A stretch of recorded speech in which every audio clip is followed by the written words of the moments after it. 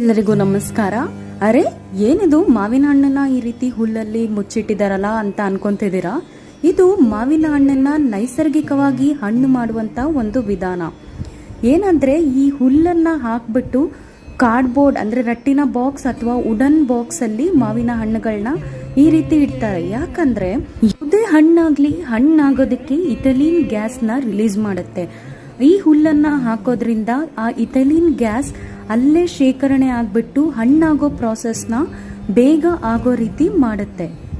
ಅಂದ್ರೆ ಗಾಳಿ ಎಲ್ಲ ಅಲ್ಲೇ ಟ್ರ್ಯಾಪ್ ಆಗುತ್ತಲ್ವಾ ಹುಲ್ಲಿನೊಳಗಡೆ, ಹಂಗಾಗಿ ಬೇಗ ಹಣ್ಣಾಗೋದಕ್ಕೆ ಸಹಾಯವಾಗುತ್ತೆ. ಯಾವುದೇ ಕೆಮಿಕಲ್ ಬಳಸದೆ ಈ ರೀತಿ ನ್ಯಾಚುರಲ್ ಆಗಿ ಹಣ್ಣಾಗಿರೋ ಒಂದು ಹಣ್ಣು ಎಷ್ಟು ಸ್ವೀಟ್ ಆಗಿರುತ್ತೆ ಅಂದ್ರೆ ಅದು ನಿಮಗೆ ತಿಂದಾಗಲೇ ಗೊತ್ತಾಗೋದು. ತುಂಬಾ ತುಂಬಾ ಟೇಸ್ಟಿಯಾಗಿರುತ್ತೆ.